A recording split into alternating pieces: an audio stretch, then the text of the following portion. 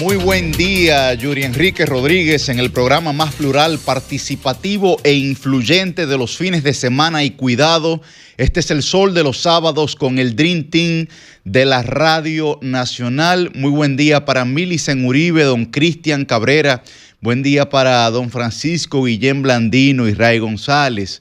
Hoy es sábado 13 de diciembre del año 2025, a pocas horas, a pocos días de que ya este nuevo año 2026 nos encontremos también nosotros con él. Recuerden que pueden sintonizarnos a través de nuestras diversas plataformas, la 106.5 FM para Higüey y el Gran Santo Domingo, la 92.1 FM para todo el Cibao, la 94.7 FM para el sur y el este y la 88.5 FM para la bella y hermosa Samaná. Además, como siempre, estamos a través de Telefuturo, Canal 23, de todas nuestras plataformas, en YouTube, @RCC Media y por solfm.com.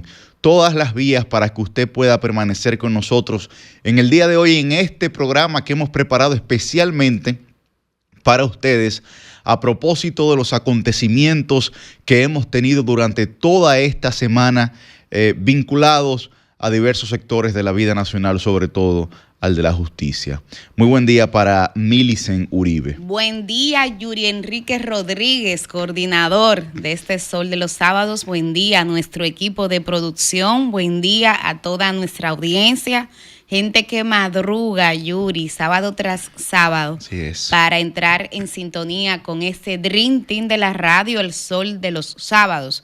Tal como has dicho, justo en el meridiano del mes, sábado 13 de diciembre, ya casi formalmente en Nochebuena, haciendo los aprestos, los menús, compartiendo los planes con la familia, sincronizando agenda, porque definitivamente es una temporada muy familiar y algo que hay que reconocerle al pueblo dominicano es eso, o sea, acostumbra a pasar Navidad en familia. Ese día la gente se reúne y es una de las tradiciones muy bonitas. Tú sabes que en periodismo es usanza que en esta época pues haya una tregua informativa, como que el país entre en una calma y uno tiene también esa tregua. Sin embargo, yo estoy preocupada porque veo que diciembre avanza, pero los acontecimientos noticiosos, tanto a nivel nacional como internacional, no cesan. Y hemos tenido una semana bastante movida en términos informativos y la que viene pinta igual. O sea, hay muchas cosas. Hay altas expectativas, ¿cierto? Sí, claro. De procesos importantes que se están dando, que puedan ya, lo podamos tener más claro la próxima semana, tanto nacional como a nivel internacional también. Así que va a ser como una Navidad extraña. Vamos a ver. Bueno, yo sé que tal vez el tema que todo el mundo está esperando es este caso de Senasa. Pero antes de iniciar con nuestros análisis y nuestros debates sobre este caso, uno que también llama poderosamente la atención es el bajísimo crecimiento de la economía de la República Dominicana. Claro.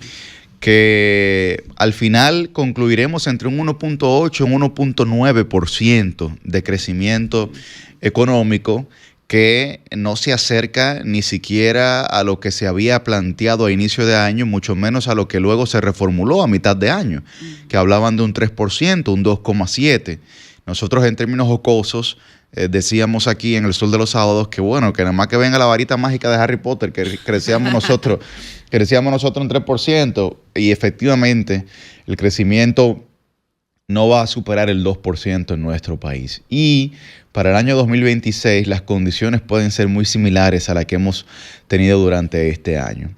Ayer yo conversaba con unos amigos y me preguntaban, bueno, pero ¿cuáles serán las razones fundamentales de que nosotros no hayamos podido desarrollar la economía como lo veníamos haciendo de forma permanente en un 5%, etcétera, previo a los gobiernos de la actual administración? Y uno de los factores fundamentales es la ausencia marcada de inversión pública. Es decir, de desarrollo económico. Cuando usted tiene dos sectores que son dos sectores medulares para la economía dominicana, como lo es, por ejemplo, el sector construcción, que ha dicho que ha decrecido o está en lo que los economistas llaman un crecimiento negativo y que tenía más del 50% de todas sus obras a nivel nacional detenidas. Eso también por una serie de factores, tanto por el aumento del precio de los materiales como por la reducción de mano de obra asequible. Y otro de los digamos, de la médula ósea de la República Dominicana, que es el tema de la agricultura. Hay que recordar que nosotros estamos alcanzando la independencia alimentaria, es decir, habíamos superado más de un 85%.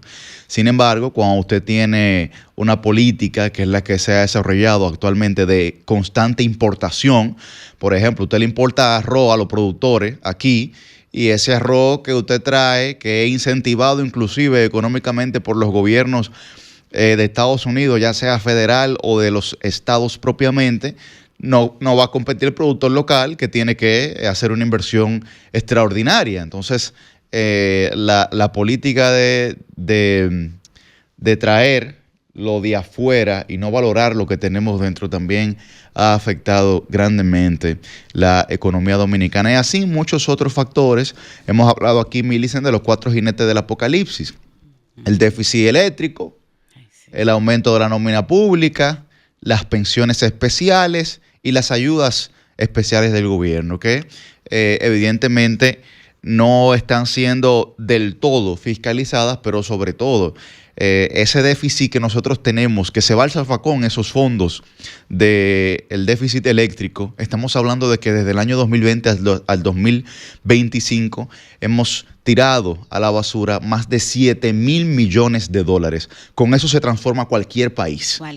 Cualquier país se transforma con 7,000 millones de dólares. Y eso es lo que nosotros hemos dejado de invertir en la República Dominicana solo por el problema del déficit eléctrico, que iba en una curva descendiente, pero que lamentablemente se ha duplicado o triplicado lo que existía en el pasado. Por lo que ojalá tomemos las previsiones necesarias para el próximo año. Ante el caldo de cultivo social que hay ahora mismo en la República Dominicana, es muy difícil nosotros promover una reforma fiscal, porque la gente dice, bueno, ¿y cuándo es que el gobierno hará su parte? Sí, claro. ¿Cuándo es que el gobierno se va a sacrificar? Entonces, señores, ese es el panorama que tenemos hasta el día de hoy, 13 de diciembre, Millicent, sobre la economía de nuestro país. Sí, tú lo hablabas en términos macroeconómicos, pero la verdad que la gente lo siente. No, el bolsillo está herido. O sea, yo lo siento, inclusive uno viendo el movimiento de esta temporada, a pesar de que hay muchos tampones, uno no siente el dinamismo de épocas o de años pasados. O sea, definitivamente hay un tema de economía que se siente, o sea, la gente lo siente. Y para ser justos hay que reconocer que tal vez para mí el principal factor que ha incidido en que la economía dominicana este año vaya a crecer menos que en los últimos 16 años, exceptuando la pandemia del COVID, por supuesto, porque es un periodo bastante atípico que para fines de comparación no funciona, tiene que ver con un panorama internacional, un contexto internacional que ha sido bastante desafiante, donde la incertidumbre que es el enemigo principal del crecimiento económico, pues ha estado afectando. O sea, esto es una época, y quienes siguen la geopolítica lo saben, donde siempre hay suspenso por lo que puede pasar, cuál va a ser la próxima decisión, y cualquier cosa que pase es una de las consecuencias de la globalización, esa que muy temprano definió Marshall McLuhan, tiene que ver con eso. O sea, una de las consecuencias negativas es que cualquier cosa que pase, bueno, pues incide en países como nosotros, que somos países pequeños, que somos países a veces distantes de los territorios donde se originan esos conflictos. Bueno, pues como quiera nos toca. Y definitivamente hay un tema de incertidumbre, de comportamiento y variables que han incidido en términos internacionales, que también han tenido su impacto aquí. El mismo caso de la política monetaria de Estados Unidos, eso ha sido todo un reto, porque ustedes saben que y lo va a hacer para el 2026, porque, exactamente, porque Powell, me parece que es el de la Reserva Federal, termina su periodo en el 2026, lo que le va a dar chance a Trump de poder colocar a alguien que él quiera. Poder colocar Exactamente, alguien para ir controlar, porque el de ahora se ha empantalonado, sí, se ha empantalonado, y ha hecho lo que técnicamente él entiende correcto, pero el tema es que cuando los criterios políticos contaminan los criterios económicos, pues hay distorsiones del sistema y de las diferentes teorías. Pero bueno, el caso es que sí, y que justamente el que la Reserva Federal de Estados Unidos haya estado optando por una política restrictiva tan fuerte, que lo tuvo que hacer, porque el tema de la inflación en Estados Unidos bastante difícil. Este año ha sido muy desafiante para ellos y ellos han respondido de manera correcta en cuanto a lo que la teoría implica. Sin embargo, aquí en República Dominicana dependemos de esa política monetaria y eso implicó que aquí por mucho tiempo también estuviéramos un poco ratificando el tener tasas bastante altas. Sí. Y eso es lo que ha influenciado hasta cierto punto. Es uno de los factores, no es el único, porque hay otros que tienen que ver. Pero es así porque la gente no está accediendo al crédito. No está accediendo al crédito porque está muy caro. Claro, tú vas a buscar un préstamo hipotecario y la tasa supera el 17, el 18%. Tú dices, bueno, claro, lamentablemente aquí no tengo condiciones yo para poder realmente sostener esta modalidad durante 30 años, 20 años. No, yo hace exactamente como unas 2 semanas conversaba con el presidente de uno de los bancos comerciales más importantes de aquí y él me decía, haciendo como un balance del año, me decía, el problema es que el crédito ha estado tan caro, claro, que muchos sectores y muchas personas no han podido tener acceso a él. Y además, inclusive sectores, Yuri, que representan un encadenamiento en términos económicos. Mira, lo que ha pasado con el sector construcción. Sí, ¿no? Por ejemplo, o sea, ha sido una amargura, muy duro. Entonces, yo creo que es un elemento que en aras de justicia hay que citar. Claro, hay otros temas que tienen que ver con la política local, con la economía interna, que definitivamente hay que revisar. Mira, las ejecuciones presupuestarias, Yuri. Terrible. Yo no entiendo cómo es que aquí, en un país donde hay tanto que invertir, aquí hay ministerios que siguen presentando una ejecución presupuestaria tan baja. Y yo al principio yo decía, bueno, hay una curva de aprendizaje. Hay una curva de aprendizaje que es verdad que toda gestión tiene que tener y eso es así. Pero caramba, Yuri, son 5 años. Así es. 5 años y todavía. Tú sabes que para mí lo más alarmante en ese aspecto es la visión con la que se presentan esas ejecuciones presupuestarias, porque lo que no se ejecuta se plantea como una especie de ahorro por parte de esa institución frente a la población. Sin embargo, nada más lejos de la verdad. Eso solamente lo presentaría quien desconoce la administración pública. Y soy tan severo porque anualmente tú tienes que hacer lo que se llama un POA, que es un plan operativo anual. Y ese plan operativo anual se hace regularmente previo a la presentación del presupuesto nacional ante el Congreso de la República, que ahora se está conociendo, ¿cierto? Sí. Pero se introdujo a partir de octubre, noviembre. Es decir, los ministerios, las direcciones, todo el funcionariado tiene que presentar sus POAs alrededor de septiembre. Y entonces a raíz de ahí se construye el presupuesto nacional de la República Dominicana, lo que quiere decir que al momento de usted construir su POA es el momento en el que usted planifica el ahorro. O sea, cuando usted está colocando su plan operativo anual, le está diciendo todo lo que va a ejecutar. En tanto no ejecute lo que usted ha planificado en esos términos, lo que está haciendo es ineficiente o incumplidor en términos presupuestarios. Pero bajo ninguna circunstancia está haciendo un supuesto ahorro, porque usted no puede llamar ahorro lo que realmente se llama ineficiencia. Además, si usted tiene la oportunidad de cada año perseguir una serie de metas, de objetivos que anteriormente eran trazados por la Presidencia de la República, hay que recordar aquellas famosas metas presidenciales, ¿no?, que todo el mundo tenía conocimiento de ellas. Desconozco cómo es, digamos, la intríngulis actualmente en la administración pública, pero usted realmente está ahorrando cuando decide hacerlo, claro, desde el inicio, no cuando su incapacidad o su margen de maniobra se redujo tanto que usted se vio imposibilitado de cumplir. No, eso no es ahorrar, eso es incumplir con las metas y objetivos que se habían trazado. Y una meta alcanzada fuera de plazo es un objetivo no logrado, claro, desde el punto de vista de la administración pública. Entonces, Eso para mí es muy llamativo porque, como tú muy bien señalas, Millicent, son más de 5 años ya, Sí, 5 ya, años, ya, ¿cierto? ya, claro, claro. Que tiene esta gestión gubernamental en donde uno entendería que ese punto de inflexión que se presenta en la curva de aprendizaje hace rato que debió haber llegado, hace rato que debió haber cruzado el peaje y llegar aquí a la México. Y me preocupa porque tú sabes que en la economía hay dos visiones de cuándo es el momento ideal para hacer reforma fiscal. Tú terminabas un poco tu comentario inicial en ese sentido. Y hay una escuela que dice, mira, el momento ideal para todo hacer cualquier reforma fiscal es cuando la economía está bollante. Sí.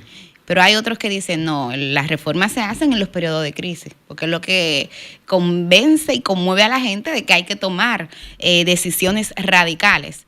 Y yo siento que República Dominicana no ha aprovechado lo suficiente la época, para decirlo en términos cristianos, de las vacas gordas. De la bonanza. De la bonanza, y que pudiéramos estar entrando en un periodo económico complejo a nivel global, pero también a nivel nacional, y que entonces sea ahora cuando vayamos a hacer ese proceso.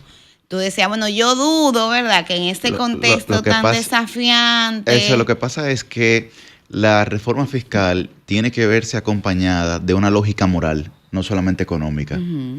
Entonces, el cuestionamiento va a ser sobre todo a esa lógica moral, porque la gente es consciente de que hay que reformar fiscalmente y tributariamente la República Dominicana. Pero urgente. Nosotros estamos claros de eso. Ahora, sin embargo, también la gente está muy clara de que hay un Estado que se planteaba su reducción y lo que ha sido es que se ha incrementado.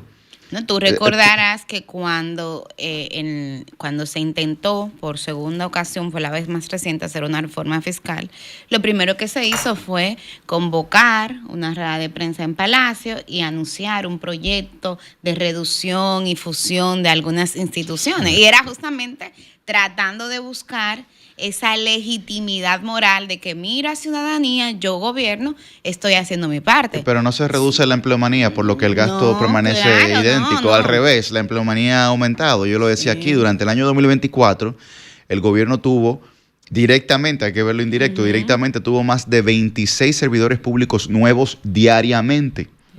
Entonces, el planteamiento que tú me estás haciendo es que, bueno, si yo retorno a los niveles de gasto que tenía en el año 2020, podría entonces lograr que la economía de alguna manera reflote, ¿no? Sí. Pero tampoco hay esa intención, o por lo menos hasta ahora no se ve esa intención por parte del gobierno de decir, bueno, que yo voy a reducir todo este gasto corriente para el cual me he endeudado, para el cual he violado una ley orgánica, que es la ley de crédito público. Y decir también los fondos que tengo guardados en los bancos por los cuales estoy pagando intereses porque fueron fondos que pedí prestado también y no los he invertido, más de 7,000 millones de dólares, tengo que buscar algo que hacer con ellos. Claro, dinero ocioso, Dios mío. Tengo que buscar algo que hacer con ellos. Porque dinero ocioso y pagando intereses. Pagando intereses por ellos. Por Dios. Entonces tú dices, bueno, pero aquí hay una lógica aquí que no se comprende. Se comprende. O sea, y yo no quiero catalogar esto en términos ideológicos, de que bueno, esto es una lógica neoliberal, que es a lo que más se parece, ¿verdad? Del intento de corporativizar el Estado, sobre todo a través de la iniciativa de los fideicomisos, que son tan interesantes, siempre y cuando se utilicen en beneficio de la población y los recursos que allí se utilicen estén clarificados. Claro. O sea, hay demasiados, digamos, el gobierno tendría que sentarse a realizar una hoja de ruta, entender cuáles son los actores y actrices necesarios, determinantes, imperiosos para ellos poder llevar a cabo la reforma y en tanto a eso entonces comenzar a dialogar con la población. Pero todo lo que se hace regularmente no se dialoga. Voy a poner un ejemplo un poco jocoso, pero los ejemplos más leves son los más representativos en términos de política pública. Lo que pasó ahora en el malecón. Ay, Dios mío, eso pensaba yo. Ay, Dios mío. Lo que pasó en el malecón ahora con este policía acostado prolongado, ¿no? Con este desnivel, que ha llevado al Intran, por ejemplo, a tener que reducirlo. Me parece que eran 13 centímetros y ahora lo van a llevar a 7 centímetros, prácticamente la mitad. Porque la queja ciudadana que no tiene razón de ser queja, porque lo que se están quejando ahí es porque van a un exceso de velocidad, porque realmente no están respetando la norma de tráfico, pero tampoco hubo una campaña de comunicación durante un mes, 2 semanas, 3 semanas, que el Intran le estuviera comunicando permanentemente a la gente que eso iba a ocurrir, que su titular viniera aquí, su incumbente, viniera a los medios de comunicación a explicar las razones técnicas por las que eso se estaba haciendo, porque es verdad que hay una serie de accidentes que han ocurrido en ese mismo tramo, en donde más de 10 personas han fallecido. Entonces hay razones suficientes como para que el Estado reaccione ante esa realidad, estamos de acuerdo. Ahora, no puede ser sobre la base de una lógica de improvisación, y si no es improvisada, de no comunicársela a la gente, de no dialogarla con la gente, porque el ser humano en sentido general y de forma natural es resistente al cambio. Totalmente. Resistente al cambio. Claro, entonces fue tanto cómico como complejo ver los vehículos que van a tener que utilizar el doble suelo para cambiar los amortiguadores. Sí, muy fuerte de su carro, porque la verdad que... Está duro. A mí me tocó pasar por ahí, ya afortunadamente cuando lo estaban reduciendo, y la verdad que eso no era un policía, eso era un general, Yuri, eso estaba alto, sí. Pero bueno, mira, ya tal vez para cerrar ese tema económico, sí. Decir que aquí lo más relevante, y yo creo que lo discutíamos ampliamente el sábado pasado, es la necesidad de innovar en materia económica, porque aquí hay áreas que necesitan, Yuri, necesitan inversiones. Yo voy a citar solamente una, por un tema de tiempo. El tema sanitario. O sea, aquí la salud, Yuri, nosotros como país, lo que invertimos en salud es menos del 2%, un poquito menos. Hemos llegado a 1.9, 1.8, pero oficialmente el 2%, si tú lo ves, de inversión neta en materia sanitaria, no lo hacemos. Y la recomendación que hacen todos los organismos internacionales, dígase Organización Mundial de la Salud, dígase Organización Panamericana, es que hay que invertir mínimo un 6%. Así es. Y aquí todavía no llegamos a un 2%. Entonces, ¿qué pasa? Que un área como esa necesitaría una inyección importante de recursos. Y yo recuerdo que cuando se intentó la fallida reforma fiscal, una de las áreas que justamente se enumeraron como un área prioritaria que iba a recibir parte de esa recaudación extraordinaria de recursos era el tema sanitario. El tema transporte, en el tema transporte se ha venido invirtiendo, pero... ¿De qué manera? Pero la forma en la que se ha hecho da espacio para el debate. Claro. Pero aquí ciertamente hay una necesidad urgente de tú colectivizar el sistema de transporte, tener un sistema de transporte que sea masivo, que sea digno y que sea confiable, porque la verdad es que se está tornando difícil tú moverte en la ciudad, Yuri. O sea, tú moverte. Cuando tú tienes en las tardes 1, 2, 3 actividades, tú sabes que tú tal vez llegas a una y vas a llegar tarde. Lo que pasa es que es lo mismo que hemos nosotros hablado aquí mucho en el Sol de los Sábados. ¿Cuál es la lógica que nosotros tenemos como ciudadanía? Ni siquiera voy a meter a la alcaldía. ¿Cuál es la lógica que nosotros tenemos como ciudadanía de nuestra ciudad? Pero métela porque tiene mucho que ver. Bueno, pero ¿cuál es la lógica que tenemos nosotros de nuestra ciudad? Porque el capitaleño espera el fin de semana para huir de la ciudad y no para disfrutarla. Pero corriendo. Ay. Eso es el viernes. Sí, la gente, mira, desesperada por salir de la ciudad porque, para respirar, bueno, por el hartazgo que tiene, el cansancio que le genera, la irritación constantemente. Yo le he dicho aquí, mire, usted para usted irritarse, no tiene ni siquiera que salir de su casa, porque en el grupo del residencial, en el grupo del edificio, siempre hay un problema, siempre hay un tema todos los días. Entonces, antes de usted abrir la puerta de su casa, ya está irritado, por lo que hay un problema de convivencia. Entonces, cuando entra el tráfico, ya eso es escandaloso, es selvático lo que nosotros estamos viviendo aquí. Entonces la lógica no puede ser de que la gente tenga que buscar soluciones individuales a problemas colectivos, porque hay mucha queja constantemente de las autoferias, de las ferias de vehículos, que por qué los bancos, que eso hay que regularizar. No, eso no hay que regularizarlo, ese es el mercado.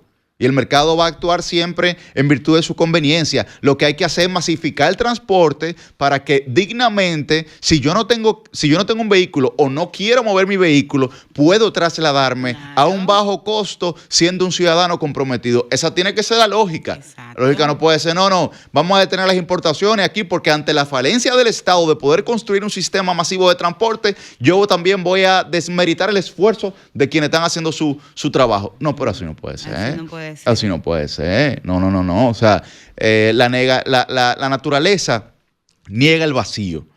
Es decir, cuando hay un vacío, cualquier cosa lo llena. Eso en tanto en término material como en término espiritual. Pero le voy a poner un ejemplo. Usted va a la calle y ve un hoyo en el asfalto.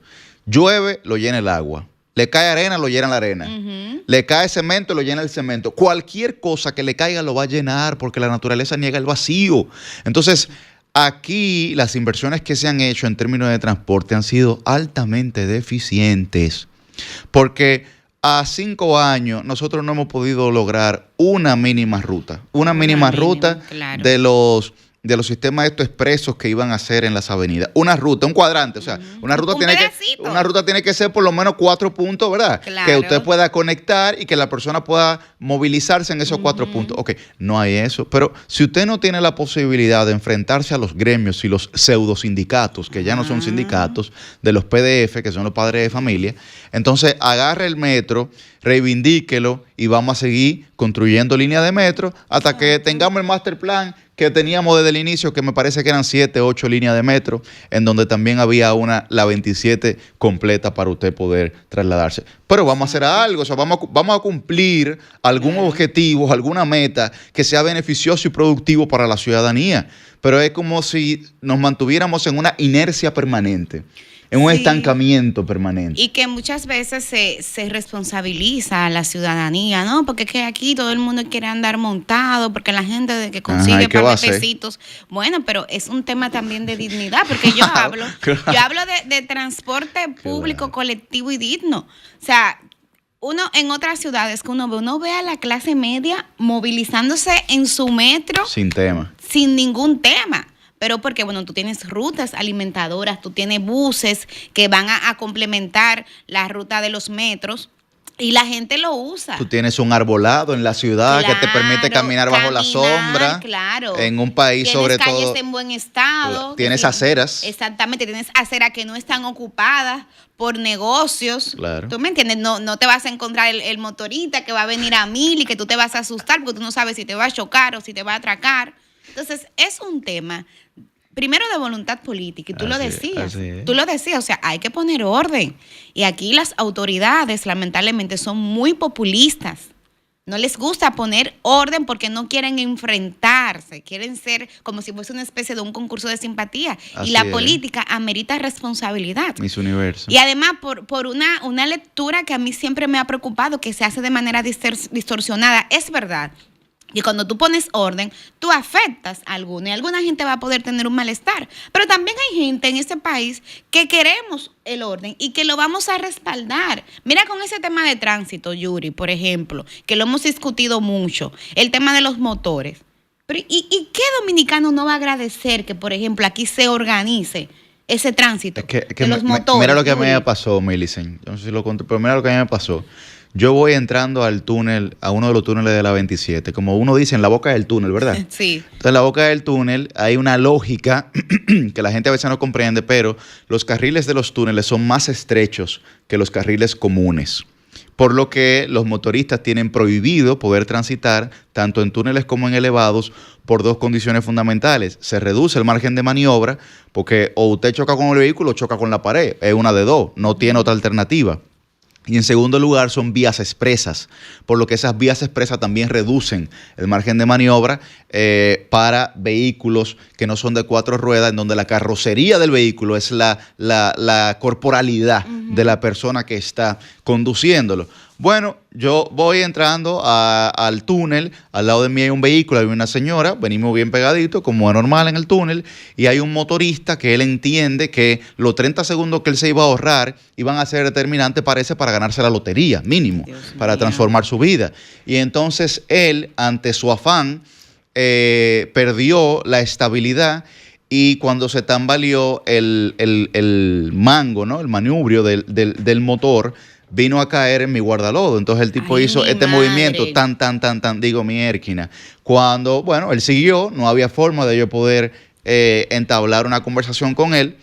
Y cuando llegué a mi casa, bueno, evidentemente tenía toda la pieza abollada. ¿Cuáles son las consecuencias? Bueno, que ahora yo tengo que buscar 10 mil pesos para pintar esa pieza que yo no tenía presupuestado, que aunque yo pago un seguro full, no voy a ir al seguro para que me pinten solo esa pieza porque tengo que pagar deducible y la póliza me aumenta el año que viene. Exacto. Entonces yo prefiero pagar los cuartos yo de esa pieza directamente que entrar en un proceso burocrático con el seguro, que voy a perder tiempo y recursos para el año que viene. Y aumenta mi desconfianza frente al seguro, porque dice, bueno, este vive chocando, ¿te entiendes? Exactamente. Entonces, claro, la gente al final, aunque esté en orden, decide hacerlo de otra manera porque claro, es como quiera, hay un problema. Aquí no hay incentivo a tú respetar las leyes y vivir en orden. Melicen, aquí hay una cultura del tigueraje. Es que el que está en orden en este país es el más susceptible de ser fiscalizado. Claro. Por eso la clase media sufre tanto.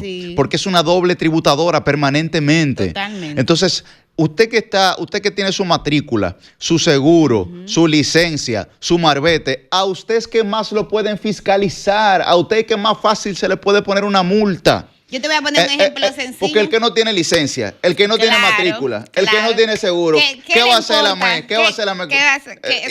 Y por más multa que le pongan, tampoco va a pasar nada. Claro. No tiene condiciones para poder pagarla. Entonces, es un problema. Sí, mira, ahí en la San Martín a mí me toca constantemente ver operativos. Y entonces yo veo que los agentes de la DGC, ellos se paran y comienzan a fiscalizar a sí mismos a los vehículos que están más o menos en condiciones. Tú ves que lo paran, le piden los papeles, le revisan el tema del cinturón.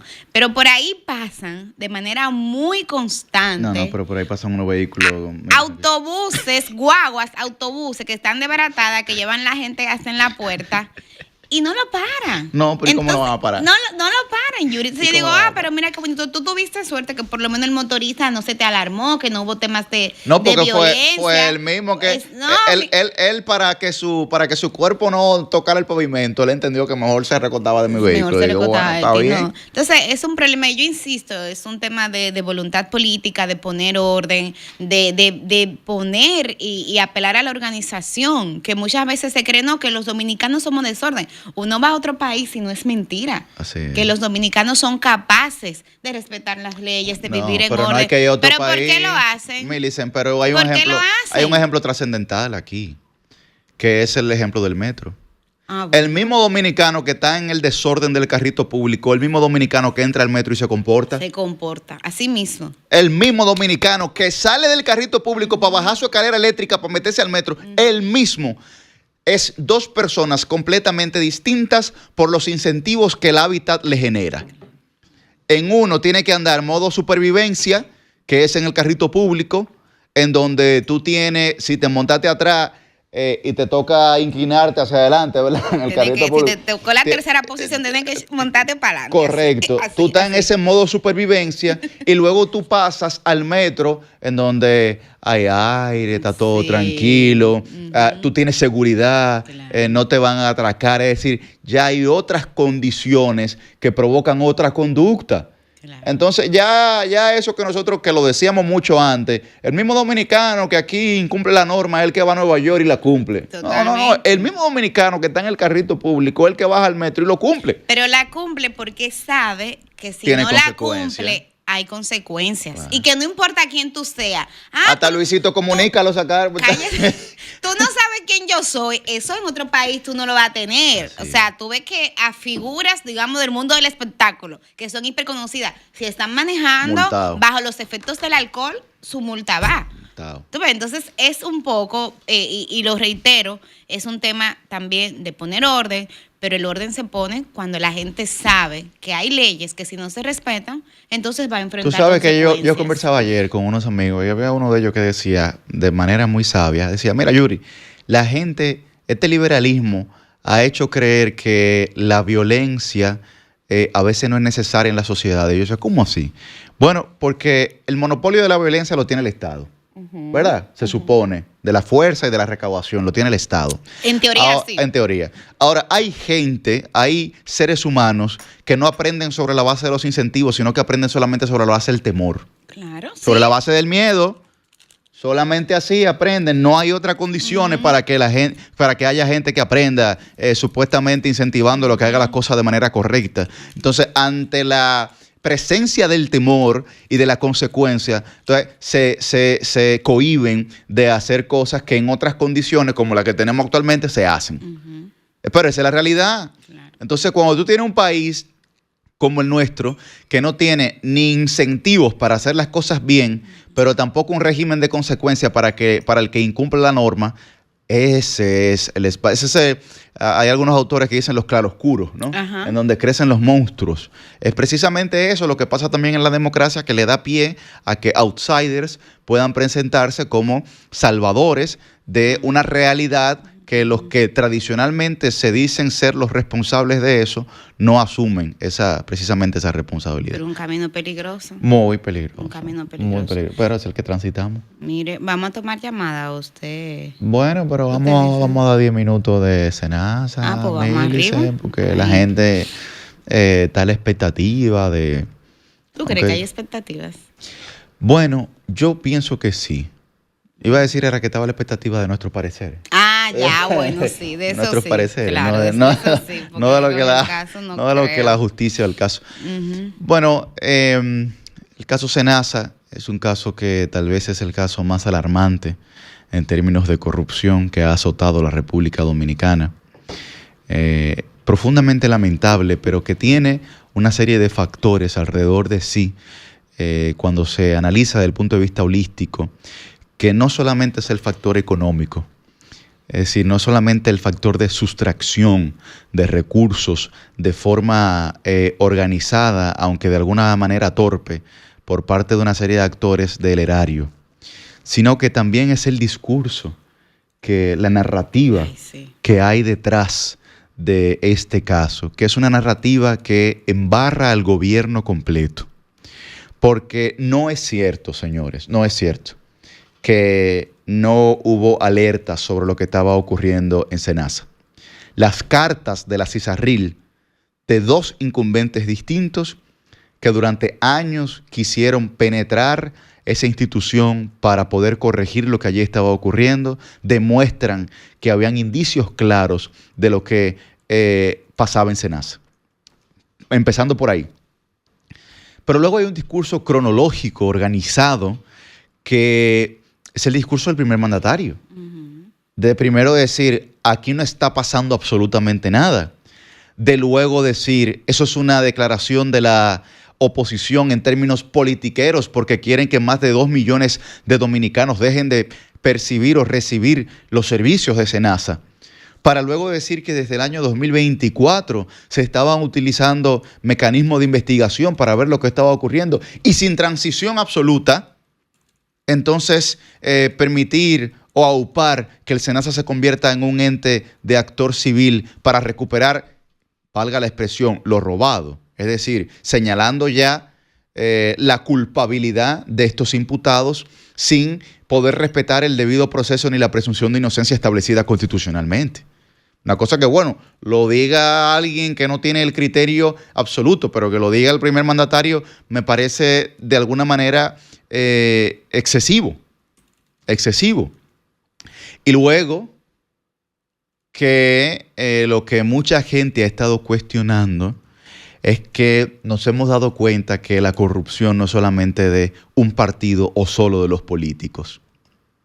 Porque el vínculo que existe, al menos en este caso, con parte o con empresarios más bien, pero también con actores como el propio exdirector de Senasa, que nunca había sido político, que era un externo a la política y que también la gente reconoce en alguna medida que era económicamente próspero, por lo que no tenía necesidad inicial de cometer ninguna de estas acciones que desde el punto de vista del respeto a lo público son atroces. Entonces, cuando tú ves todo eso, tú dices, oye, pero ven acá, el relato de cambio que me vendieron, la consigna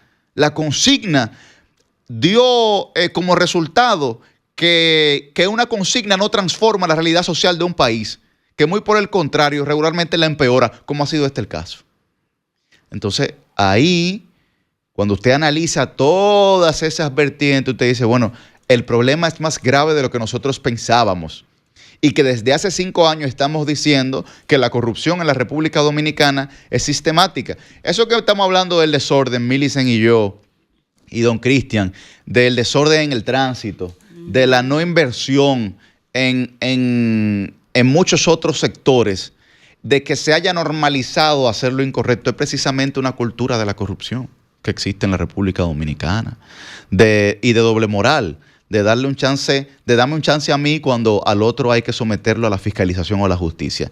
Este tema de SENASA, ante la expectativa jurídica, que era lo que tal vez planteaba Millicent, ¿verdad? Yo no creo desde el inicio, ni creo ahora tampoco, en estos expedientes de 12,000 páginas. Como abogado, los expedientes que yo he podido visualizar de casos de corrupción en otros países donde se ha recibido condena son expedientes sucintos, pero sustantivos. Sustantivos. Se utiliza el mismo criterio que utilizan los norteamericanos cuando van a extraditar a una persona por narcotráfico o por droga. Aunque se hablen de miles y miles de kilos, ellos solamente se basan en lo que pueden probar. Bueno, si lo que puedo probar son 5 kilos, bueno, con eso es que te vamos a condenar. Te dirá, bueno, pero está dejando 1,000 aparte, sí, pero que los otros 1,000 yo no tengo condiciones para demostrarlo frente al juzgado, frente a un tribunal. Lo que tengo condiciones es tal. Entonces, bajo esa lógica que es irrefutable, te toca tu condena. Entonces, hay que ver lo que va a pasar. Don Cristian, bienvenido. Buenos días, compañeros. Saludos a todos los que ahí están. Y sobre este tema de SENASA, la verdad es que cada día uno se sorprende más respecto a las situaciones que ocurren en este país. Sí, pero no necesariamente por el acto de corrupción, porque yo siempre he dicho que la corrupción es inherente al ser humano y que todos de alguna forma somos o hemos sido corruptos en la medida en que se nos permite o en el espacio en que habitamos. No significa que una persona que haga corrupción al colocarse delante en una fila va al momento de administrar el Estado a llevarse todo lo que le pase por delante. No creo eso. Pero evidentemente sí hay acciones que de alguna forma es un tema en algunos casos hasta de supervivencia.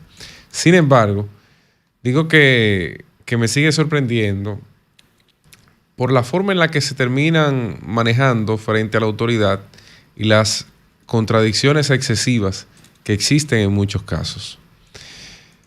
Penosamente, hubo mucha gente que en el proceso de transición hacia 2020, en las elecciones de 2020, entendía que el discurso de la transparencia, el discurso de la decencia, era una pose temporal que de alguna manera terminaba por colocar ante la población una satisfacción discursiva sin una consecuencia futura en caso de que tú no cumplieras con eso. Y hoy eso es parte de lo que la población va cobrándole, y cuando eso ocurre, la factura llega doble. Así es. Porque la gente de quien no ha vendido seriedad no espera nunca seriedad. Usted es un charlatán bailando y si usted lo que espera es que le resuelva pegándole 3 blows en una casa, mire, ese obrero bebe más que un loco, pero él hace su trabajo, punto. Y lo evalúas conforme al trabajo que tú tienes como expectativa que esa persona realice. Sin embargo, cuando la cosa va más allá y tú tienes expectativas de que la corrupción no sea un parámetro a evaluar a una persona de esa, porque eso tú lo das como bueno y válido en automático, y entonces el resultado es distinto, pues esa crisis de expectativas que se genera es precisamente lo que hace que le cobre doble, que la gente le facture doble a esas personas. Con el caso del doctor Santiago Jacín, yo debo decir que a mí me sorprendió mucho eso que ha venido aconteciendo, y que aunque él es inocente todavía, y así como yo lo dije en otros casos, lo reitero hoy, él es inocente todavía, hasta tanto se demuestre lo contrario, pero lo que ha colocado sobre la mesa el Ministerio Público, que espero pueda probarlo en justicia, porque de lo contrario sigue afectándose la credibilidad del Ministerio Público, que también tiene su crítica en todo esto, ¿eh? Así es. Porque cuando usted revisa la historia, hemos tenido excelentes relatorías para solicitud de medida de coerción, pésimos expedientes para condenas en casos de corrupción. Entonces, ahí es que de alguna forma la gente tiene que esperar, aguardar a ver cuál será el resultado. Yo soy de los que decía que este caso, y bueno, incluso la semana pasada me adelantaba un poco de eso. Yo soy de los que decía que este caso yo no le veía sentido iniciarlo en diciembre, porque la espectacularidad que presenta, a menos que sea parte del mismo propósito, yo no tenía razón alguna para comprender que se justificara en este momento, porque ninguno de los participantes, entiendo, tiene razones para apartarse del país donde están colocados sus intereses. Ahora bien, yo sigo insistiendo en que hasta que no se adopte en República Dominicana medidas contundentes donde una persona que se haya llevado el dinero público sea sancionado devolviendo el dinero y con prisión, y no cualquier prisión, pues vamos a seguir en este cancito. Porque miren qué charlatanería el simple hecho de que ya se esté planteando devolver algo menos que una propina de un restaurante en materia para llegar a acuerdos con el Ministerio Público. Y digo que menos que una propina de un restaurante porque la propina de centros de alimentación y de servicios de naturaleza es un 10%. Y aquí se habla de un caso donde por lo menos hasta ahora 16,000 millones de pesos, pero hay otros que plantean que son 43,000 y 45,000 millones de pesos. Entonces, ¿cuánto es una propina de 45? Yo he escuchado que esta es la primera parte del caso. ¿Cuánto es una propina de 45? Son 4.500 millones y hay gente hablando de más de 3.000 millones. Hay gente hablando de que con 3.000 millones de pesos se resuelve. Va a cuadrar eso y tiene un acuerdo con el Ministerio Público planchado. Oye, eso sería una burla a este país. Y yo creo que el Ministerio Público no puede ser cómplice de eso, porque dije lo mismo con Maxi Montilla. Ahí está, búsquelo. No es verdad que Maxi Montilla puede llegar a este país y que un juez le valide eso, como ocurrió esta semana. Así está validado, venga. Usted paga 3.000 millones de pesos, 2.000 que son en efectivo, pero lo otro entre devolución de impuestos, devolución de propiedades, y ya usted está sano de un proceso que costó 40.000 millones. No, eso no debe permitirse. Entonces, ahí es donde tenemos la gran oportunidad, porque cada caso donde hay una derrota al Estado Dominicano es un caso donde pierde terreno la clase política. Y usted hablaba ahorita de los outsiders. Es la cancha abierta para que un outsider entre al sistema y se coloque y domine. Y cuando los outsiders entran al sistema, tradicionalmente tienden a dominar el sistema de forma absoluta. Y eso tiene sus consecuencias para democracias. Mira, a mí me preocupa mucho este caso, y cuando Yuri lo iba a introducir, él hablaba de expectativas, y yo le preguntaba, ¿y hay expectativas, Yuri, en este caso? Porque yo advierto que hay una especie de decreimiento de la población en que en estos casos finalmente pueda haber justicia. Y quiero comenzar diciendo que yo espero que la justicia dominicana esté a la altura de las circunstancias de este caso de Senasa. Porque siempre he dicho que el elemento más importante que tiene República Dominicana, la gallina de los huevos de oro, es su estabilidad política, social, que se traduce también en una estabilidad económica. Y eso pasa mucho porque la gente todavía tenga algún nivel de confianza en las instituciones, en los poderes públicos. Yo que he seguido a través de los años las publicaciones de instrumentos como el Latinobarómetro de las Américas, me ha costado ver cómo se ha ido reduciendo esa confianza en muchas instituciones. Pero este caso de Senasa definitivamente es un reto. Y es un reto sobre todo para la justicia. Porque a diferencia de ustedes, yo sí puedo ver algunos avances. Lo primero es que yo veo es un avance social. Mira, eso del cambio, Yuri, eso del cambio no es un eslogan. El cambio fue primero un cambio en la sociedad dominicana. Y el político o el analista que no entienda que este país no es el mismo y que en este país temas como la corrupción importan, que en este país hay un legítimo deseo de que no haya impunidad, que no es verdad que a la gente le da par de tres que cualquier funcionario se robe lo público, es una lectura equivocada. No, pero yo no he dicho eso. De cómo hemos... Porque eso es una expectativa. No digo que tú digas eso. Es una Yo expectativa lo que natural digo, de toda sociedad. a lo que voy es que primero hubo un cambio en la gente. Un cambio que en su momento, el que era el partido de gobierno, en ese momento que era el PLD, no lo leyó. El PLD se creció y dijo, que la gente está pidiendo que haya justicia en el caso de Brecht. Se me importa, nosotros somos nosotros, y tiraron para adelante. Pero hubo otro partido que fue más inteligente, que fue el caso del PRM, interpretó ese sentimiento y lo convirtió en un eslogan de campaña. Pero el cambio social, ese fue el problema. El cambio social fue primero que el eslogan. Y ese cambio social es real. La gente aquí está hoy día más consciente con el tema de la corrupción. Pero tanto es así que ese fue el tema que definió las elecciones del 2020. Pero yo estoy completamente de acuerdo. Y el origen de eso es, de ese cambio social que tú señalas, de esa conciencia ciudadana que tú señalas, que es correcta. Claro, correctísima. Esa criticidad aumentó con el desarrollo del poder adquisitivo y material de la gente. Claro, de la expansión de la clase media que sucedió en los gobiernos del PLD. Entonces, cuando las condiciones materiales de la gente para mejorar su cotidianidad comenzaron a surgir, por lo que la clase media se expandió, la pobreza se redujo en más de un 25% y la indigencia en más de un 8%, la gente comenzó a tener más acceso ¿a qué?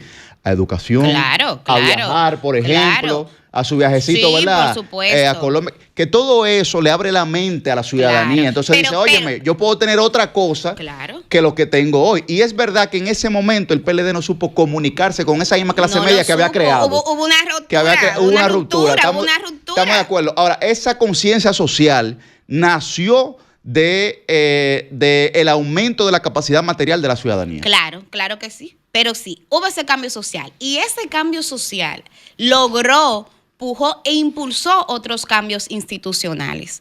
Mire, usted puede tener sus preferencias políticas, pero a mí nadie me puede decir que es lo mismo como Ministerio Público tener a un Jean Alain Rodríguez que tener a una Miriam Germán o que tener a una Jenny Berenice Reynoso. Esa es en términos de independencia. En términos de independencia. Señores, estamos hablando. No practique lo mismo. No, mi amor.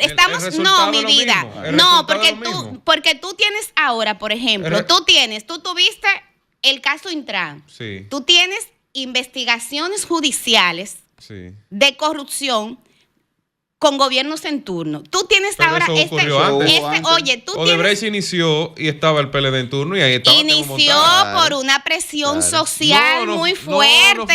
Cristian, no fue una presión social. ¿Tú crees que lo de Senasa está bien? Pero entonces, si lo que es igual no es ventaja, ¿tú crees que lo de Senasa no comenzó con una presión empresarial y social también lo de Senasa? Mira, óyeme, no es lo mismo una Jenny Berenice Reynoso, o sea, el que quiera, las instituciones no pueden ser la persona, las instituciones no pueden ser las personas. Honestamente, en reputación, Jenny Berenice y doña Miriam Germán Brito le llevan la milla a Jean Alain Rodríguez. En reputación, en resultados están igualitos. Claro. No, es que están ahí los datos. ¿Cuántos condenados tenemos hoy por corrupción? ¿Cuántos hubo en el gobierno en la gestión de Jean Alain? No, pero no solamente eso. ¿Cuál es el criterio de la institucionalidad del propio Ministerio Público? Entonces, porque yo no puedo medir la institucionalidad del Ministerio Público por la cantidad de persecuciones que han tenido, sobre todo a casos de corrupción administrativa. Y yo lo extiendo porque es una variable importante. Bueno, no, es que no puede ser una variable importante. Porque la cantidad de los casos. Lo que pasa es que en términos estadísticos, los casos de corrupción administrativa no son lo que mayoritariamente el Ministerio Público atiende.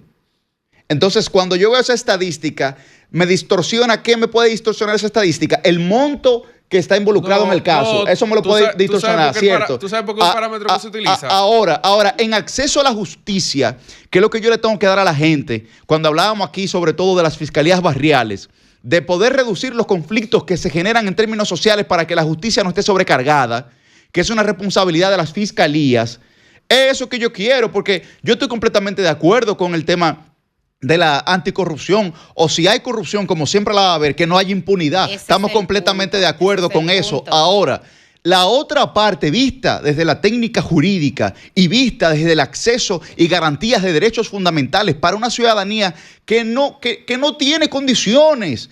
Es lo que yo espero de un ministerio público que se responsabiliza de sus facultades. Bueno, pues mira. Ahora, no puedo individualizarlo y no apelo a la individualización precisamente porque apelo a que la institución mejore como ella y que el que venga ahí tenga que someterse.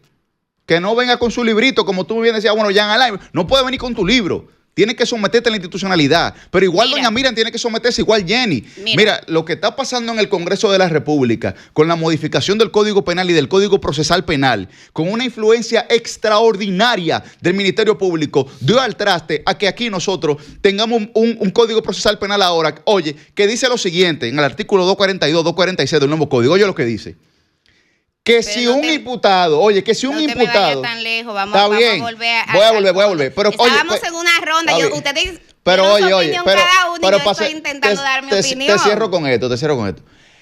Un imputado que apele una medida de coerción otorgada por el tribunal a petición del Ministerio Público, se le computan 6 meses nuevamente dentro de su medida de coerción. Eso establece el Código Procesal Penal. El Código Procesal Penal establece que ahora, cuando un caso es declarado complejo, el Ministerio Público tiene hasta 36 meses para poder tenerte a ti detrás de una reja. 3 años. 3 años. Entonces, ¿de qué estamos hablando, señores? ¿Entiendes? Entonces, porque, oye, con ese mismo código, va a sonar feo lo que voy a decir, Millicent, para concluir. El PRM tiene que pensar que con ese mismo código puede ser juzgado. El PRM tiene que pensarlo eso, que a partir del 28, con ese mismo código que ellos aprobaron, pueden ser juzgados. Y no le va a ir bien con ese código, porque jurídicamente eso es reprochable. Hay gente que insiste en cuestionar los avances, las mejorías, la misma independencia del Ministerio Público. Yo siempre lo he señalado. Para mí ha representado un avance, primero tener una Miriam Germán y luego tener una Jenny Berenice. Y yo, por ejemplo, le puedo citar la misma instrumentación de los expedientes, que podemos discutir en relación al volumen, a la longitud, es cierto, pero son expedientes que han ido mejorando en el tiempo. Yo justamente esta semana entrevistaba a Eric Raful y entrevistaba a Pancho Álvarez, y los dos me lo decían, me decían, mira, cuando tú te lees esta medida de coerción de Senasa, tú ves un Ministerio Público que ha ido evolucionando, que ha ido avanzando, una unidad antifraude también que ha ido avanzando, o sea, hemos ido avanzando. No podemos decir que es lo mismo, insisto, tú tener un procurador que sale del comité central de un partido político a tú tener una procuradora de carrera. Jenny Berenice ha venido, déjame terminar, Cristian, por favor, ha venido desde el escalafón más bajo, pues ella comenzó como pasante en el Ministerio Público, hasta ser procuradora. Y si no somos capaces de, como sociedad, reconocer que es un avance, que hemos avanzado, cuando se designa un funcionario de justicia que no salga de las entrañas de un partido político y que venga de una carrera del Ministerio Público, estamos mal, estamos siendo mezquinos. Hay que hacer los análisis correctos para que nos lleguen a las conclusiones adecuadas, sobre todo si lo que queremos es que el país siga avanzando, ¿verdad? Y que se fortalezca su institucionalidad. El otro elemento, los expedientes. O sea, no es lo mismo este mamotreto que se hizo con el caso Odebrecht que los expedientes que se presentan hoy día. La misma actitud, señores, del presidente de la República. Es lo mismo que cuando la sociedad y el periodismo y las manifestaciones sociales hablen del tema de corrupción, denuncien que haya rumores, porque con Senasa había rumores. Había rumores con Senasa. Es lo mismo tú decir, ¿cuál corrupción? Como dijo Danilo Medina. O decir que aquí no está pasando nada, que te quiere quitar un seguro. Directamente en ese caso. Es lo mismo tú decir eso, a tú decir, tengo amigos no cómplices. Después que tengo amigos no cómplices. Después. Es lo mismo tú mandar a un Miguel Seara Hatton a la CISALRIL. Es lo mismo, no es lo mismo. No hemos llegado. Pero Miguel Sarajato jodió el Ministerio de Medio Ambiente y emitió una sentencia, una resolución a la Cisarril. En el Senasa todavía, porque había un superávit. En el Senasa había un superávit. Quiere decir que la Cisarril y quienes estaban en Senasa, mi reconocimiento a Chanel, a doña Tati y a doña Mercedes, que quienes estaban en Senasa, ¿tú entiendes? Quiere decir que estaban haciéndolo bien, porque cuando ellos salieron de ahí había un superávit de 5,000 millones. Quiere decir que la Cisarril como supervisora y que ellos como gestores estaban haciendo lo que tenían que hacer. Devolución de bienes, justamente esta semana ya se concluyó el caso de Maxi Montilla, cuñado del presidente Danilo Medina, que admitió que sí, que robó, lo admitió él en sus palabras. Y preso y devolvió 3,000 millones. Y eso es 3,000 justicia. millones. Y eso es justicia. Entonces, recuperar lo robado, devolución de bienes. Y eso es justicia. Es un avance, porque antes ni siquiera eso, señores. Antes, ni siquiera eso. Aquí antes, la gente robaba lo público, y no pasaba nada. Entonces ahora, por lo menos, los casos se están llegando a la justicia, se están devolviendo parte del dinero. ¿Es lo único? ¿Es lo perfecto? No es lo perfecto, pero hay que reconocerlo para seguir avanzando. Por eso yo decía, yo espero que la justicia esté a la altura de las circunstancias. ¿Por qué? Porque a mí lo que me preocupa es el decreimiento ciudadano que podamos tener ante casos tan graves. Mire, esto de Senasa, señores, esto es un caso grave, feo, burdo, asqueroso, porque usted sabe lo que usted robale. La salud a la gente, los medicamentos. En Senasa, con su régimen subsidiado, están los menos pudientes de esta sociedad. Y usted apostar de una manera tan burda y descarada a robarle eso a la gente, miren, eso llora ante la presencia de Dios. Y yo espero que en este caso no haya impunidad. Y me alegro que haya llegado a los tribunales. Pero mira, Millicent, ahí digamos punto por punto, conforme a lo que tú planteas.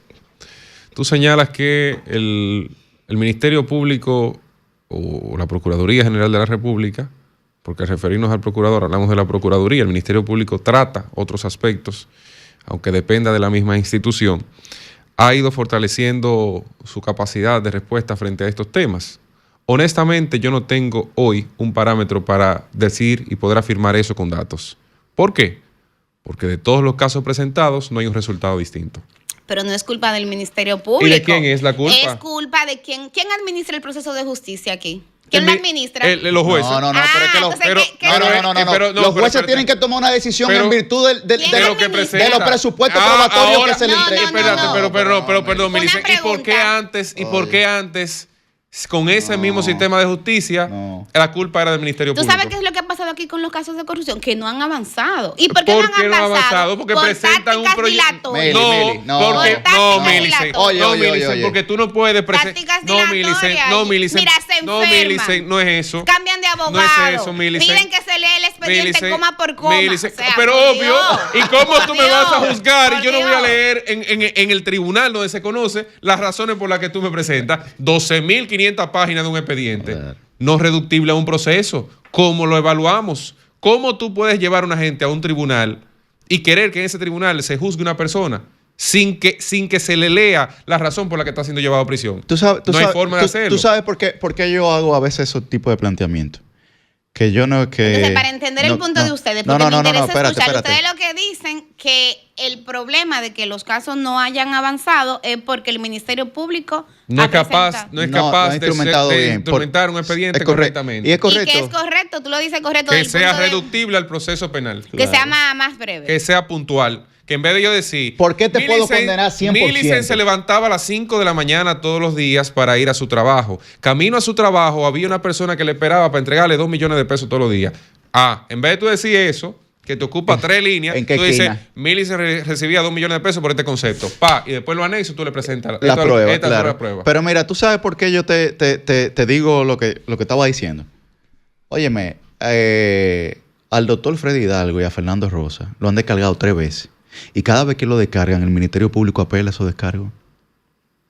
Cada vez que lo descargan, 3 veces. Entonces, ¿quién me va a decir a mí que va a tener capacidad de resarcirle la moral a esa gente. ¿Tú entiendes? Entonces, yo no estoy aquí bajo ninguna circunstancia haciendo una justificación de nada, en lo absoluto de nada. Pero sí tengo que reconocer las cosas y llamarlas por su nombre. Yo no creo, y esa es mi opinión, claro. Y mi análisis, que es fundado en criterios técnicos jurídicos, no políticos, dentro del Ministerio Público, me lleva a esa conclusión. Y tal vez a mucha otra gente. ¿A cuál conclusión? De que institucionalmente el Ministerio Público, la Procuraduría, no ha tenido avances notorios. Ay, Dios mío. No los ha tenido. Institucionalmente. Se atentó contra el propio Consejo Superior del Ministerio Público, señores, cuando se iba a modificar la Constitución de la República. En el año 2024. Sus propios incumbentes atentaron contra la institucionalidad, contra la constitucionalidad de ese órgano. Por el amor de Dios. Entonces, yo no quiero aquí decir que eso fue motivado personalmente por alguien. Pero no hay otra explicación con la información que uno tiene. Entonces, cuando tú ves ese tipo de actuaciones, tú dices, no, pero espérate, una cosa es lo que me están diciendo y otra cosa es lo que están haciendo. Son dos criterios completamente distintos. Cuando usted mismo, como incumbente de una institución, quiere retirarle rangos de constitucionalidad, que es lo que provoca la independencia de eso, que es lo que provoca la independencia, no es otra cosa, no es el método de selección de nadie. Yo insisto en este comentario porque yo no quiero que la gente se deje robar la esperanza.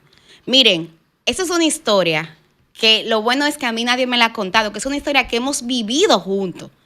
Participación Ciudadana publicaba unos estudios que se llamaban 20 años de impunidad, del 2003 en adelante. Y no me pueden decir a mí que es lo mismo tú tener denuncias de corrupción que hacía la prensa, a la que no se le prestaba atención, tú tener pocos casos que llegaban a la justicia para que luego se archivaran,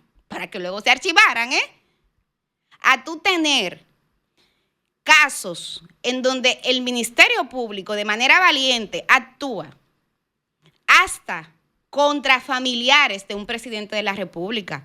Señores, si eso no es atacar y socavar las raíces de la impunidad, ¿qué lo es? Si estamos hablando ahora mismo de que quien dirigió el sector externo del presidente de la República cuando estaba en campaña está siendo investigado.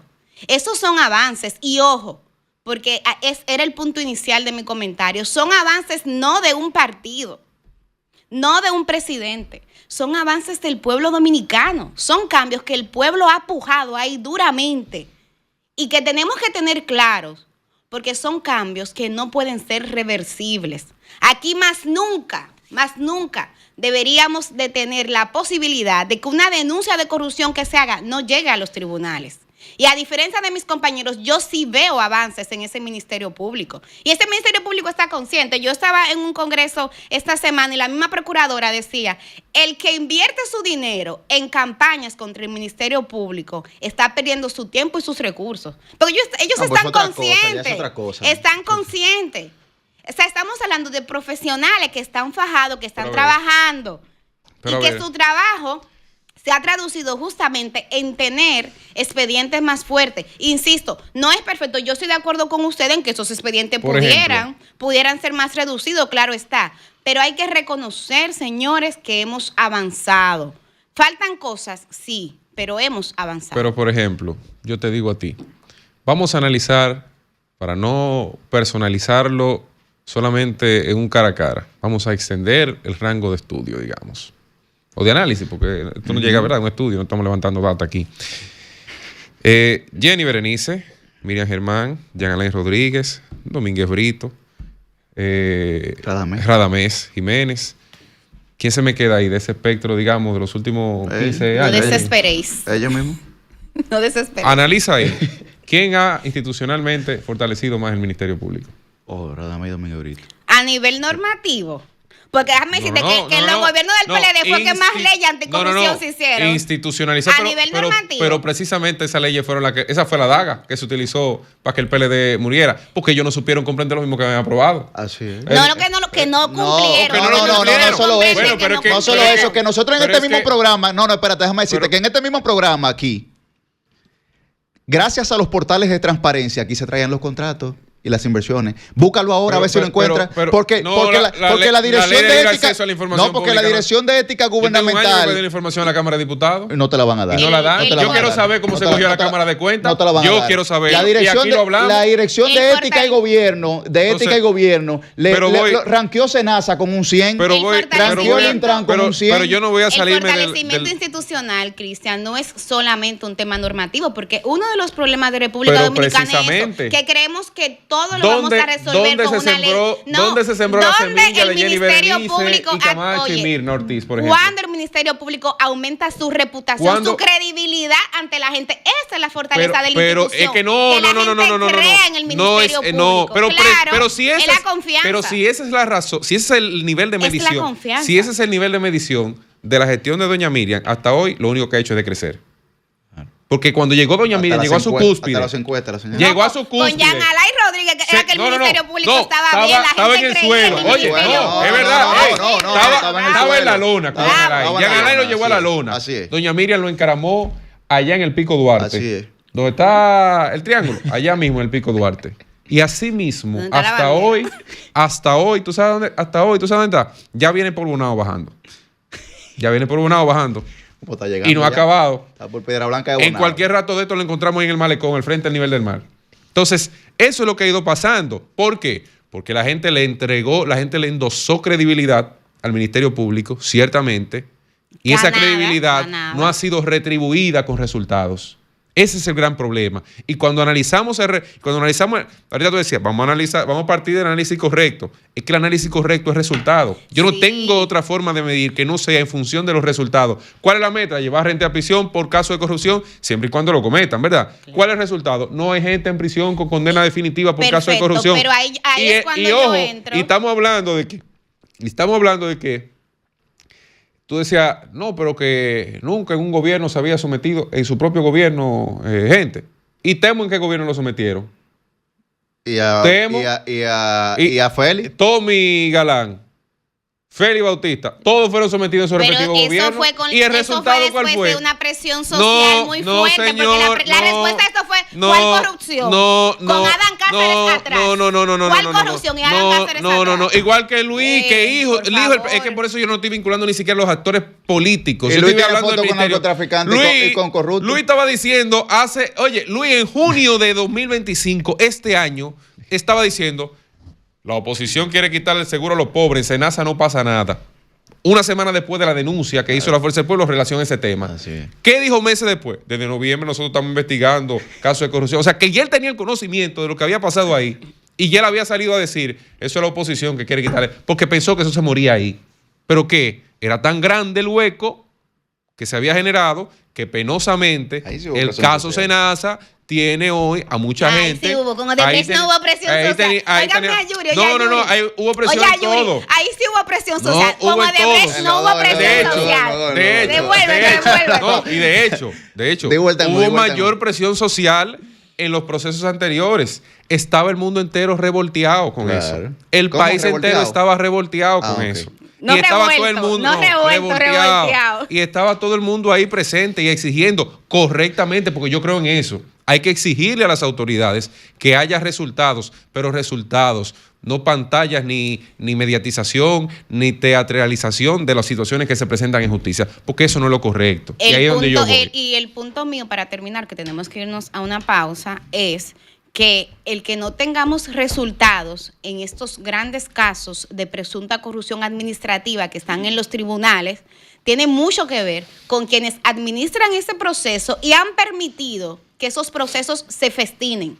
Mira, hubo uno de esos casos, que lo recuerdo porque, insisto, eso es una historia que yo he vivido, si a mí nadie me la ha contado, que la audiencia se aplazó porque un imputado tenía una boda. Pero a Santiago Jací no lo arrestaron antes porque tenía una boda. Bueno, pero mucho. Ajá. Y mal Y de mucho, entonces, y está bien lo de Santiago. Pero eso es lo que digo, que el problema es el mismo y no ha cambiado nada. Oye, Cambiaron los actores y estamos en la misma situación que estábamos ayer. Mal de mucho consuelo de No, todos. pero ese es el tema, que yo no quiero consuelo. Mi aspiración Yo no quiero es consuelo. a que avancemos como un país, que avancemos institucionalmente. Y mal de mucho, no me voy a conformar que porque en el pasado se hizo mal, no haya que hacer. Pero eso es lo que estoy diciendo, Está que no mal. hemos cambiado, que estamos haciendo lo mismo que en el pasado. Cambio fuera. A las 8:21 de la mañana estamos de vuelta en su programa, El Sol de los Sábados. Como siempre, candente, picante. ¿Cómo es que dice?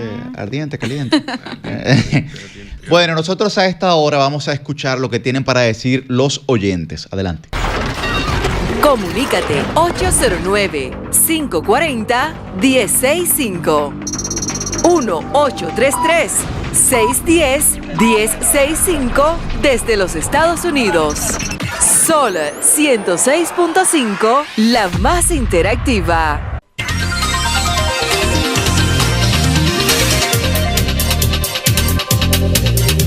Buen día, su nombre y de dónde está al aire. Buenos días a ese gran equipo de los sábados, El Sol de la Mañana.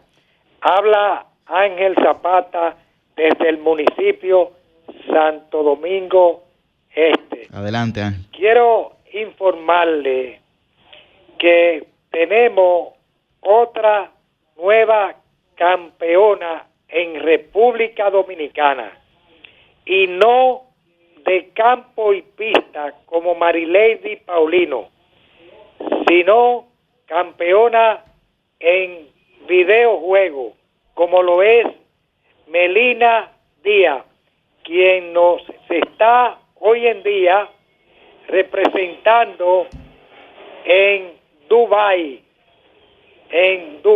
Muy Y bien. quiero hacer un paréntesis en ella, y es que ningún medio de comunicación se había hecho eco de esta nueva campeona, y yo creo que ella merece todo el valor y toda la publicidad. Reitérenos el nombre, por favor. Tanto de los medios radial, Zapata, reitérenos el nombre de la joven, por favor. escrito, así como televisivo. ¿Me entiende? ¿Cómo? El nombre de la joven, Medio dígamelo. escrito. Melina Díaz, campeona en videojuegos en República Dominicana. De acuerdo. Y que hoy nos Gracias. está representando en la ciudad de Dubái. Vamos a buscar a Melina Desde para. aquí le mandamos todas las felicitaciones. Bien. ¿Cómo? Bien. Vamos aquí. Buen día, está al aire. Buen día. Buen día a todo el equipo, les saluda Andy aquí de los Mexicanos. Adelante, Merán, estás al aire. Sí, mira, independientemente de que esos casos de corrupción en este gobierno están sucediendo, como han sucedido en todos los gobiernos, yo creo que hay funcionarios que son muy honestos, hacen un trabajo excelente, cercano a la gente. Le puedo mencionar un caso como Fellito Suberví, que hace un trabajo de cercanía con la gente, de Gloria Reyes, y en sí hay unos cuantos funcionarios, o la mayoría de funcionarios hacen un trabajo muy bueno y cercano a la gente. Yo creo que lo que tenemos que empujar para que ese tipo de cosas de corrupción no vuelvan a lacerar la dominicanidad. Pase muy buenos días. Gracias. Buen día, está al aire. Buenos días. Adelante. Bueno, felicidades para todos. Y quisiera hacer una pregunta a la jovencita, Mije, ¿se acuerda que se llama? Sí. Entonces, el presidente no sabía nada de lo que estaba pasando en Senasa. ¿Y para qué están los servicios de investigación que tiene el presidente ahí? Es decir, que esa gente lo que van allá a sentarse a comer un cheque. Es decir, nadie ayuda a Abinader, él está solo. 4 años. Porque eso no fue un solo año, señores. 4 años haciendo un desastre adentro. Y nadie le dijo nada al presidente. Es decir, él está solo, él está gobernando solo. Son enemigos lo que él tiene al lado. Eso es lo que dice que esta gente no se prepararon para gobernar de verdad. No valió la pena marcha de bandera, fue todo un disparate, es una pérdida de tiempo. Yo espero que se haga una marcha negra ahora, a la Plaza de la Bandera también, para defender a la gente de Senasa. Todos sufrimos. Yo sufrí un día, fui a buscar un medicamento y me dijeron que no tenía cobertura. Y yo, pero ven acá, yo no consumo casi este seguro, pero no alimente, lo pagué en efectivo. Bien. Ahí está su llamado, gracias. Buen día, está al aire. Buenos días. Adelante. A mí me llama mucho la atención el caso de Senasa, Sí. porque la mayoría de esos funcionarios eran funcionarios de alto nivel, gente que se suponía que no tenían necesidad de eso. Exacto. Entonces yo me pregunto, en las demás instituciones, donde hay personas que no son de ese nivel, que sí tienen necesidad, ¿qué estará pasando en esos lugares? Ahora sí, eso sale mejor. Eso sale mejor. puede ser. ¿Sabe que ese elemento fue algo que a mí me llamó la atención? Porque estamos hablando de un señor que tenía dinero, que tenía reputación. Melicen, mira. Yo le decía a Yuri, Eso- yo le decía a Yuri, Eso ¿y no son qué le conductas. pasó? Oye, ¿Qué le pasó no, a ese doctor? No, pero no quiero wow, Yuri. juzgar, no, pero es que dicen los psicólogos que la conducta humana es previsible. Esa conducta no es aprendida de un día para otro. Buen día, está al aire. Buen día, Yuri. Adelante. Ese caso Se está cortando. debe llamar la atención a las autoridades con relación a la demás ARS, porque ¿quién descarga de que las demás ARS no estén haciendo lo mismo y aún más ¿cómo se llama? Con más holgura, ya que son instituciones que funcionan como empresas privadas? Una. La otra, las personas que se juntan con sus iguales. Si yo soy contador, yo por lo general me voy a juntar con contador. Si yo no soy narcotraficante, yo no me voy a rodear de narcotraficantes. Si yo soy transparente, yo no me voy a juntar con ladrones. ¿Cómo Luis Abinader le va a decir a mí que él es un hombre transparente, que es honesto, que trabaja y se junta y con quien se junta es con narcotraficantes y con delincuentes? Hace un buen día. Buen día, está al aire, adelante. Buenos días. Adelante. Yo viendo ahí a Milton Uribe justificando los robos de Senasa. Ey, no, yo no estaba haciendo Y, eso. o comparando con los casos anteriores. Por ejemplo, que antes de que no preguntaba que no está la corrupción. Luis Abinader fue la presión que tuvo que decía al final que sí que había, o reconocer que sí que había corrupción en el Senasa. Solamente el caso de Senasa es más grande que todos los casos de los 20 años del PLD. O sea, los popis han demostrado que son más ladrones que los chancletuces del PLD, porque dicen que los PLD fueron en chancleta y salieron en jipeta, pero ellos salieron con mansiones, con penthouse. Hacía mucho que yo no oía esa palabra. Chancletuce. Los chancletuces, porque te digo que decían que entraron en chancleta y salieron en jipeta. Entraron en chancleta, salieron en jipeta. Los popis salieron con yate, con villa, con penthouse, con todo. En menos años, en 5 años. Pero el PLD por lo menos duró 20.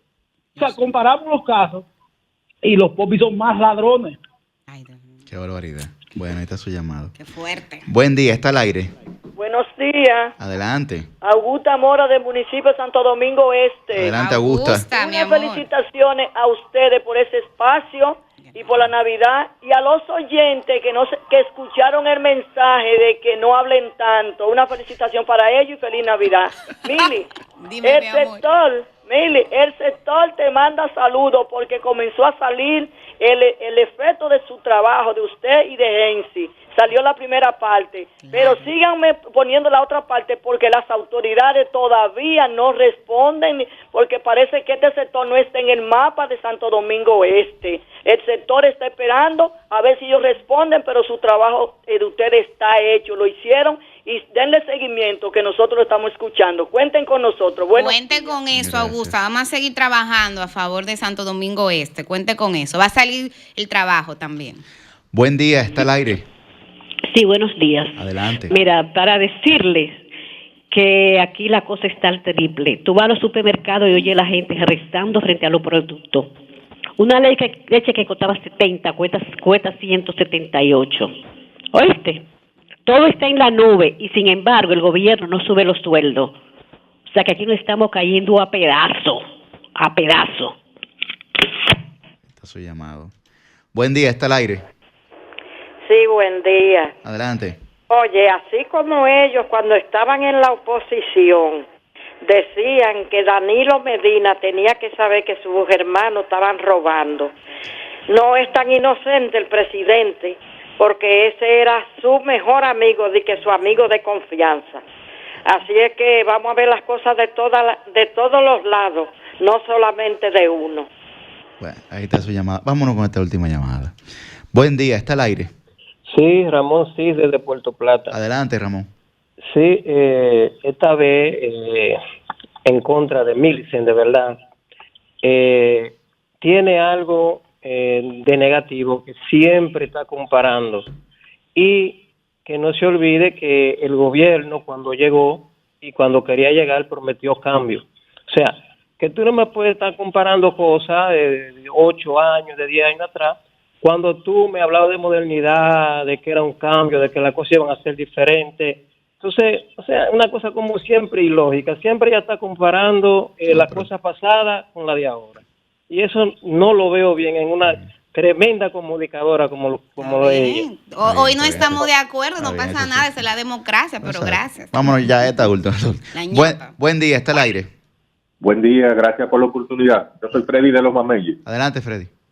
Miren, señores, a raíz de la denuncia que hiciera la Fuerza del Pueblo sobre los permisos, el Festival de Permisos Ambientales en el Ministerio de Medio Ambiente, yo me alegro que el ministro lleve eso a la justicia, lleve a la Fuerza del Pueblo a la justicia, para que se dilucide, señora, lo que aquí está pasando a nivel nacional con el medio ambiente. Eso es terrible, y eso es un buen espacio que ellos nos han brindado para que el pueblo vea que el PRM es un chapeo bajito que está haciendo en este país. Es un chapeo bajito. Mire, y le voy a decir algo, ahí hay un SENASA en fondo y en forma, ahí en el medio ambiente, y ustedes van a ver todo lo que ahí va a pasar. Ahora, yo sé que él lo va a retirar, porque a él lo van a aconsejar. Y para terminar, mi querido, óigame algo. Sí. En estas Navidades, yo a ustedes los felicito, le digo feliz Navidades porque ustedes son popi ahí en este panel. Pero óigame, aquí nada más también los PRMistas y los mosquitos en estas Navidades. Pasen buen día. Cambio y fuera. El sol de los sábados, el sol de los sábados.